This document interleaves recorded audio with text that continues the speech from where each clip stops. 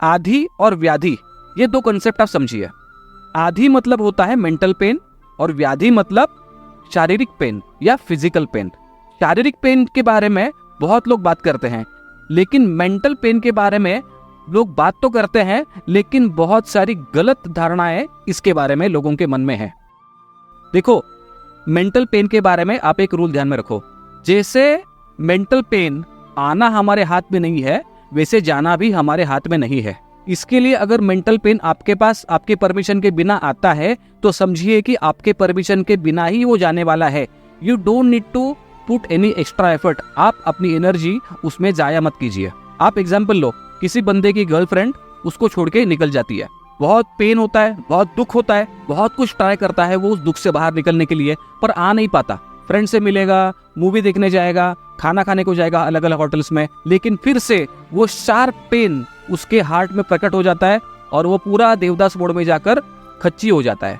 But जैसे जैसे कुछ दिन बीतते हैं, कुछ हफ्ते बीतते हैं, ये पेन अपने आप छोटा होने लगता है और एक दिन ये पेन पूरा निकल जाता है। डेफिनेटली 10 साल के बाद भी ये पेन में भी आपको याद आएगा, but it will be in the form of a scar.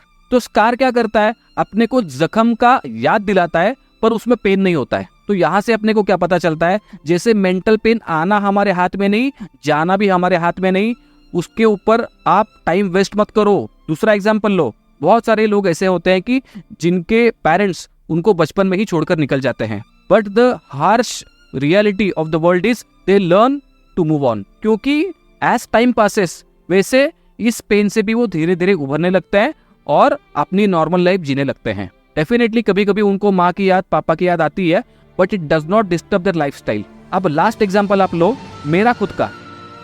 बहुत बार ऐसा होता है, मुझे लिखने नहीं आता, आई बिकम कम्प्लीटली ब्लैंक। मुझे समझता नहीं कि मैं करूँ क्या, ऐसा मेरे साथ क्यों हो रहा है। तो मैं बहुत डिस्टर्ब होता था। मुझे लगता था कि अरे इसके ऊपर तो मेरा पूरा धंधा डिपेंडेंट है, इसके ऊपर तो मेरे फैमिली का पेट भरता है, अगर यही स्किल मेरे पास से निकल जाए तो मैं करूँ क्या। बट धीरे धीरे मुझे पता चल गया कि एक दिन ऐसा लगता है, बट नेक्स्ट दिन सुबह फिर से नॉर्मल हो जाता हूँ मैं। इसके बाद जब भी मुझे ऐसा फील हो कि मैं ब्लैंक हुआ हूँ, तभी मैं टेंशन नहीं लेता था। I used to stop working. मैं अपना दूसरा कोई काम एंजॉय करता था, फ्रेंड्स के साथ बात करता था, अच्छी बुक्स पढ़ता था, और दूसरे दिन फिर से नॉर्मल होता था और अपने क्रिएटिविटी का जलवा दिखाना चालू होता था। तो आप जान लो कि अगर आपको कभी ऐसा लगे कि मैं यूपीएससी कर नहीं सकता या मैं आईआईटी क्रैक नहीं कर सकता, आई एम वर्थ नथिंग, तो उसके ऊपर आप ध्यान नहीं देना है। इट्स फाइन बोलना है, क्योंकि ये जो फीलिंग है अपने आप निकल जाती है। So what you need to do is stop fighting with this feelings. क्योंकि मेंटल पेन आना आपके हाथ में नहीं है, वैसे ही मेंटल पेन जाना आपके हाथ में नहीं है।